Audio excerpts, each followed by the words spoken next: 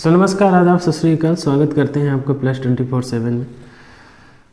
Main मुद्दा आज का ये है कि जैसे आज तक आप यदि टेट का एग्ज़ाम देते थे तो टेट के एग्ज़ाम में आपको जीएस की पोर्शन देखने को नहीं मिलता था। ठीक है, मैं एक्सप्लेन से बात कर रहा हूँ फर्स्ट कि क्या जीएस ऐड हो गया है। चूँकि यदि आप अभी देखेंगे तो पहले जो भी पेपर हुआ, चाहे वर्ग 1 प्री हो, वर्ग 1 मेंस हो, ठीक है, वहाँ तक जीएस की कोई भी बात नहीं की गई थी, जीएस हटा दिया गया था। और आपको ये भी पता होना चाहिए कि रिसेंटली ही मध्य प्रदेश में सिलेबस चेंज भी हुआ था और इसके साथ ही एक एग्ज़ाम की जगह पे 2 एग्ज़ाम कंडक्ट कराने लग गए थे। एक प्री था, दूसरा आपको जिसको क्या कह सकते हैं, सुपर टेट कह सकते हैं।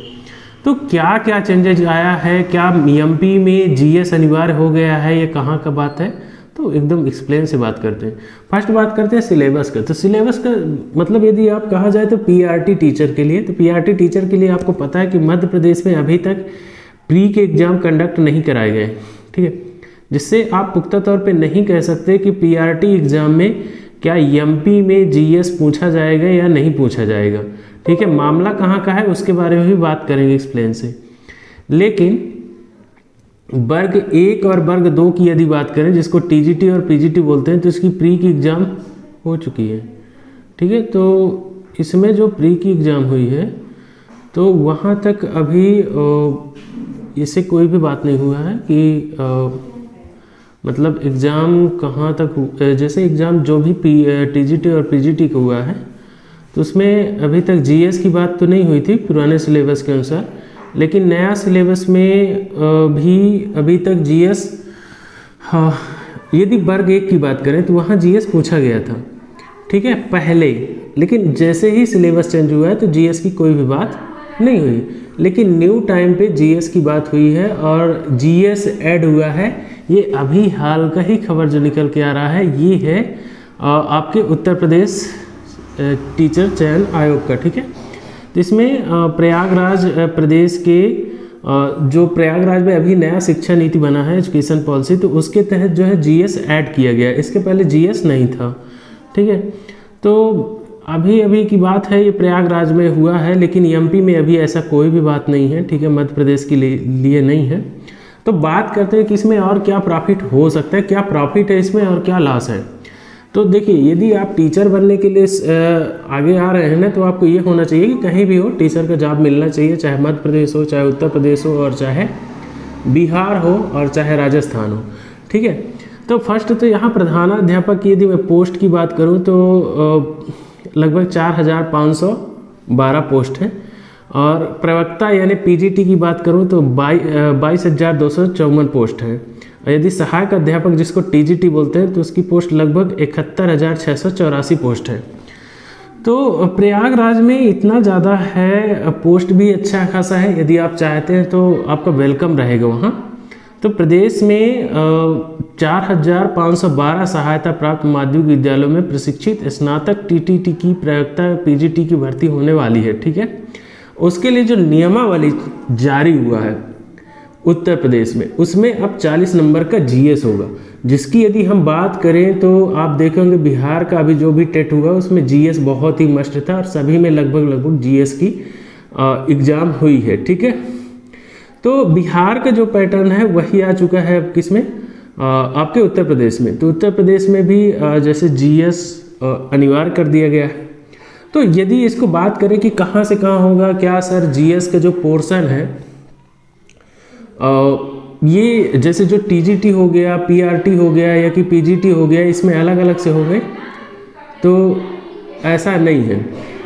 जीएस की पोर्शन जो है तो जो भी होगा वो एक लिमिट से होगा। और जितने क्वेश्चन उसमें जैसे 40 नंबर के क्वेश्चन है तो जीएस फर्स्ट यही पॉलिटी हो गया, हिस्ट्री हो गया, यहाँ से भी पूछा जा सकता है। ठीक है, करंट अफेयर से पूछा जा सकता है। इसके अलावा आपके साइंस से, फिजिक्स, केमिस्ट्री, बायोलॉजी, इससे भी क्वेश्चन आपके पूछे जा सकते हैं जीएस के लिए।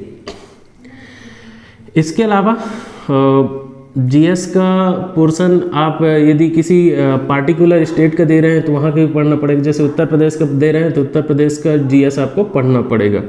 ठीक है, और यदि आप राजस्थान का दे रहे हैं तो राजस्थान का पढ़ना पड़ेगा। तो सिलेबस में चेंज होने जा रहा है। अभी तक जो पहले सिलेबस था वो अब सिलेबस नहीं रहेगी और इसके चलते जो है क्वेश्चन की संख्या भी घट जाएगी, ठीक है।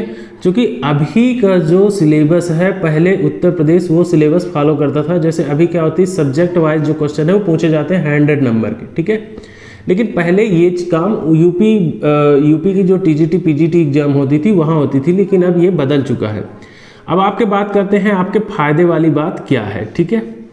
तो यदि आप एमपी से भी हैं तो आपके लिए भी एक फ़ायदे की बात बता रहा हूँ। यदि आपको रेपुटेशन और अच्छी जॉब करनी है और आप बीएड में हैं, ठीक है, तो आपको समझने की ज़रूरत है कि यदि आप कोई गेस्टेड रैंक में वर्क करना चाहते हैं, ठीक है, और यदि आप गेस्टेड रैंक में वर्क करना चाहते हैं तो आपको पीसीएस की एग्ज़ाम क्वालिफाई करना मस्ट होता है। पीसीआई यूपीएससी तो एक अच्छे रैंक की ऑफिसर की पोस्ट आपको मिल सकती है। लेकिन यदि आपकी योग्यता बीएड है और इसके साथ ही आपको अच्छा गेस्टेड रैंक की जॉब चाहिए, तो उसके लिए बीईओ जो ब्लॉक एजुकेशन ऑफिसर होता है, बहुत ही मस्त पोस्ट होता है। उसकी सैलरी भी अच्छी होती है, ठीक है, बेसिक सैलरी बहुत अच्छी होती है। तो बीईओ का भी अभी जैसे आप देख रहे हैं कि कोरोना काल के बाद से बहुत दिन हो गए बीईओ की कोई भी एग्ज़ाम अभी कंडक्ट नहीं कराई गई है, तो उसके लिए जल्द ही नोटिफिकेशन जारी हो सकते हैं, ठीक है। अब इसकी नोटिफिकेशन आपको कब तक देखने को मिलेगी, तो यदि एग्ज़ाम की बात चुनाव की बात कहा जाए तो अभी लोकसभा चुनाव, ठीक है, लोकसभा चुनाव के पहले जो है तो इसके नोटिफिकेशन आपको देखने को मिल सकते हैं। चाहे वो टीजीटी को हो, चाहे पीजीटी को हो, चाहे पीआरटी को हो, तो ये अभी लोकसभा चुनाव के जस्ट पहले आपको देखने को मिल जाएंगे। और इसके बाद लोकसभा चुनाव यदि मई में कंडक्ट होती है तो उसके बाद आपको इनके एग्ज़ाम भी हो ही जाएंगे, ठीक है। तो यदि आप बीईओ की तैयारी करना चाहते हैं तो आपके लिए बेस्ट ऑप्शन रहेगा। फिलहाल बीईओ में जो सिलेबस है उसमें भी जीएस रहेगी, ठीक है, आपके सब्जेक्ट से रिलेटेड क्वेश्चन रहेंगे। तो यदि आप चाहते हैं कि आपको बीईओ की एग्ज़ाम देनी है, ठीक है, बीईओ क्वालिफाई करना है, तो उसके लिए आपको आप मेरा टेलीग्राम का चैनल यहाँ जस्ट ही डिस्क्रिप्शन बॉक्स में पिन कर रहा हूँ, वहाँ आप टेलीग्राम में जाइए, ज्वाइन करिए। उसके बाद मुझसे टेलीग्राम में आपसे बात भी हो जाएगी और कमेंट्स में बताइए कि आपको बीईओ की सिलेबस के बारे में जानकारी चाहिए, ठीक है। बीईओ की सिलेबस के बारे में जानकारी चाहिए कि यदि आपको बीईओ की तैयारी करनी है, ठीक है, तो उसके लिए आप टेलीग्राम ज्वाइन करिए, ठीक है। तो वहाँ से हम एक जो है क्लास स्टार्ट कर सकते हैं बीईओ का, स्पेशल बीईओ का बैच, ठीक है। तो जो भी हो आप टेलीग्राम ज्वाइन कर लीजिएगा और कमेंट्स में लिखिएगा। फिलहाल यदि मैं बात करूं तो टेट और सुपर टेट का जो टाइम है वो लगभग नहीं तो 120 मिनट का, यानी 2 घंटे का रहेगा और वही 120 उसमें क्वेश्चन भी रहेंगे। तो आशा करता हूं कि आपको ये मेरी बातें समझ में आ गई होंगी। तो फिलहाल मिलेंगे नेक्स्ट वीडियो में, तब तक के लिए धन्यवाद। आपका दिन शुभ रहे।